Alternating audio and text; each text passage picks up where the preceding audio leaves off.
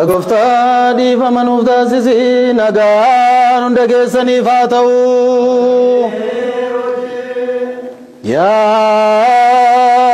Waaqayyo Gooftaa koo Yesuus Kiristoos jalqaba kan ta'e Abbaa wajjin tokko kan taatu qulqulluu kan ta'e sagaleen Abbaa jiraatas. Sagalee Abbaa jiraatas kan ta'e sagaleen Hafuura qulqulluu samiirraa kan gadi buute nyaanni jireenyaa sidha. Waa'ee fayyina addunyaa faarsaa xuraa'ummaa hin qabne akka taatuuf dubbachuu dursite. Ammas gaarummaa keerraa arjummaa ni kadhannaa ni waawwannas. Yaa kan nama jaallattu kan kee kan ta'u taabota hafuuraa kanarratti kan keenye hebestii kana xoofoo kanarratti fuula kee ibsi hebestii kana eebbisi xoofoo kanas kabaji lamaanuu qulqulleessi kun qulqulluu foon kee akka ta'uuf jijjiiri xoofoo kana keessatti wayiniin waraabame kabajamaa dhiiga kee haa ta'u hunda keenyaafis gara samiitti kan ol ba'e kan lubbuu foon keenya hafuura keenyaafis fayyina akka ta'uuf yaa Waaqayyo keenya Kiristoos mootiin hunda keenyaa sidhaa galata kabajaaf jalqabne jilbeeffannaa olaanaa siif ni ergina arjaa kan ta'u abbaa keessa samii wajjin si wajjin kan wal qixxaatu jiraatu hafuura qulqulluu wajjinis arras yeroo hundumaa hanga bara baraatti.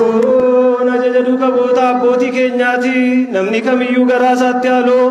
hinaaffaa fi lola hiriyaa isaa irratti eenyu irratti utaanaan hin qabatin.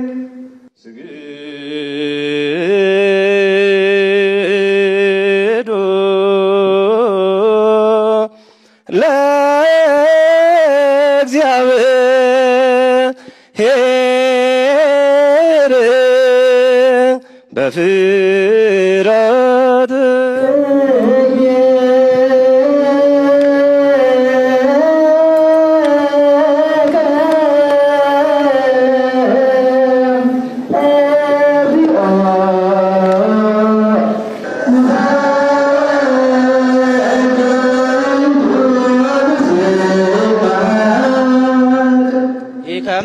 ኢየሱስ ክርስቶስ ራርገሙ ያጎፍታ ኬኛ ኢየሱስ ክርስቶስ ilmatokkicha jecha waaqayyo abbaa jiraata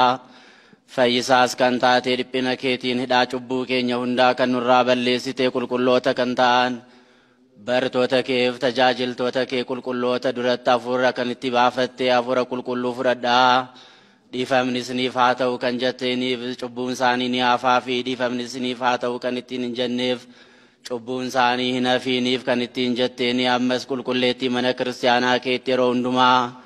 hojii lubummaa kan hojjetanii tajaajiltoota qulqulloota keef yaa gooftaa ati aangoo lubummaa kenniteef lafarratti cubbuun haafuu akka jedhaniif akka hiikaniif hidhaa badii hundumaas akka hiikaniif kan ittiin jetteeni ammas nama kan jaallattu yaa gooftaa dabaleessa arjummaa keerraa ni kadhannaa. Nifinas waa'ee warra kennanii waa'ee warra dhiiraas waa'ee dubartootaas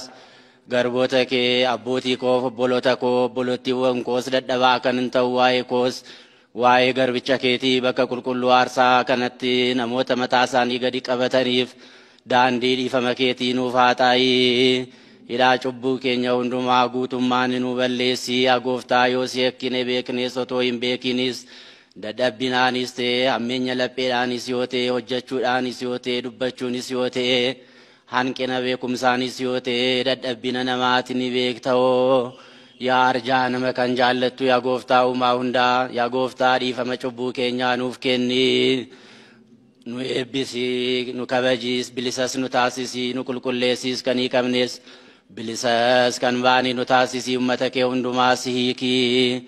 maqaa kee sodaachuun kan guutamne nu taasisi qulqulluu fedhii keetiis sodaachuudhaan nu jabeessi